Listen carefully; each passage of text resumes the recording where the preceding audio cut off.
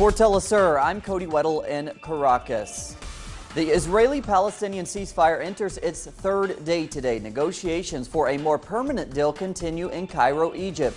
Reuters sources an unnamed Egyptian official as saying that indirect talks are ongoing and that the country will continue working to secure a truce that goes beyond Friday. Hamas spokesperson Sami Abu Zuhri says that extending the 72-hour calm for another period was not discussed since the Israeli offensive started on July 8th.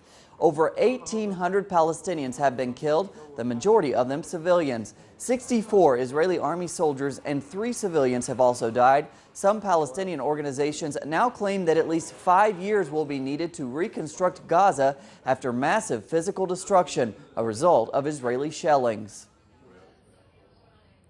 Yesterday, UN Secretary General Ban Ki-moon reiterated that Israeli slaughter in Gaza must come to an end. We must spare no effort to turn the current calm into a durable ceasefire that addresses the underlying issues of the conflict, ending rocket fire from Gaza, weapons smuggling, opening the crossings, lifting the blockade, and bringing Gaza back under one Palestinian government that accepts and adheres to the PLO commitments. Russian Prime Minister Dmitry Medvedev has signed a decree on the full ban of imports set to start today. The products included in the ban are beef, pork, poultry meat, fish, cheese, milk, vegetables, and fruit. Among affected countries are Australia, Canada, the EU, the US, and Norway. Medvedev says that the decision was not taken lightly, but that Russia has no other option. He also thinks the ban might actually increase domestic production. Russia's Federal Service for Veterinary and Phytosanitary Supervision is scheduled to meet today with diplomats from Ecuador, Chile, Brazil, and Argentina to discuss plans to increase food product export to Russia.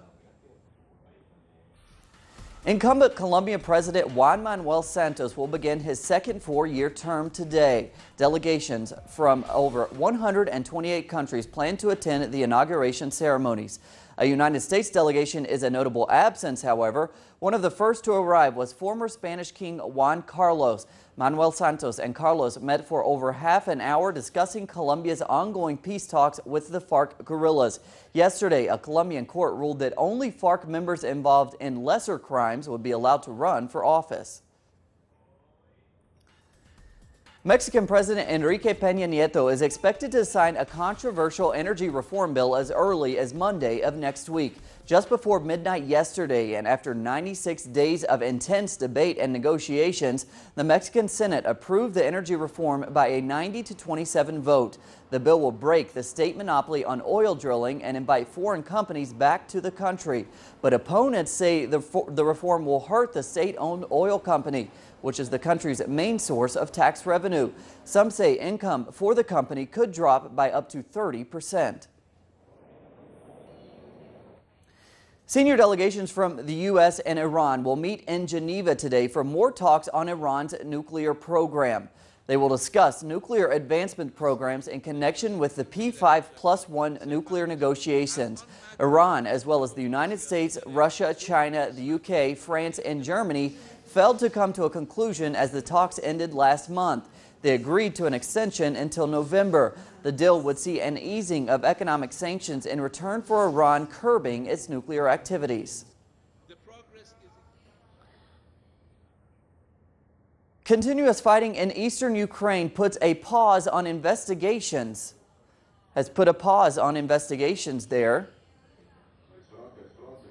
And it has put a pause on investigations and repatriation of victims of downed flight MH17. Dutch Prime Minister Mark Rutte says that the multinational recovery operation searching for bodies will suspend its search. It will suspend its search due to the continual fighting and poor security situation around the wreckage. He also confirms the suspension of Australian and Malaysian investigations. Flight MH17 was down on July 17th, killing 298 passengers and crew, including 196 Dutch citizens. A national day of mourning is planned today in Australia to remember the 38 Australians on board the plane.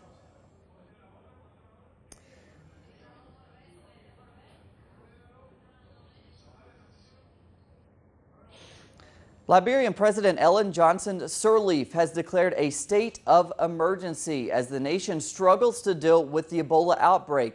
In a statement, she says that the government and people of Liberia require extraordinary measures for the very survival of the state and the protection of the lives of the Liberian people. The measure is set to last for a period of 90 days. Ebola has killed 932 people in the region, with 282 of them in Liberia. The World Health Organization has also asked medical ethics experts about the possibility of using experimental drugs on victims. The disease has no known cure and has a mortality rate of between 50 and 90%. The predominantly indigenous state of Oaxaca has gained fame as a culturally rich tourist attraction. The dependence on the tourism industry, though, raises concerns that an influx of outsiders will erode traditional customs. So can tradition be maintained with tourists flocking to the region? Here's our correspondent in Mexico, Clayton Kahn.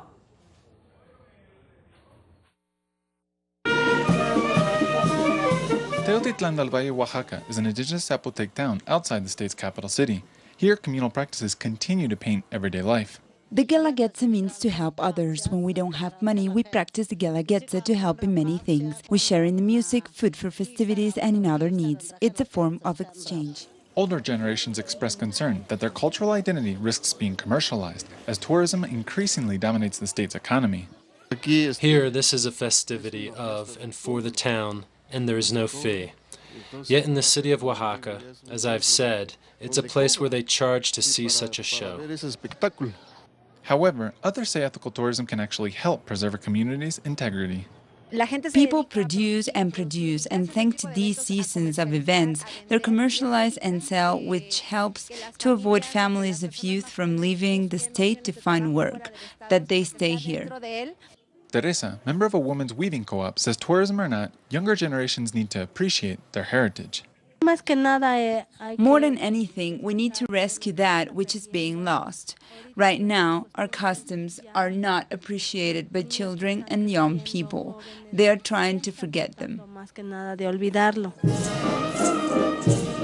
However, she says cultural evolution can be positive, depending on who drives the change. Community members here say it's important to preserve their roots, but just as important to create new traditions. Clayton Kahn, Telesur, Teotitlán, Oaxaca, Mexico. We have more on those and other stories at our website, telesurtv.net/English. I hope you'll check it out. For Telesur English, I'm Cody Weddle.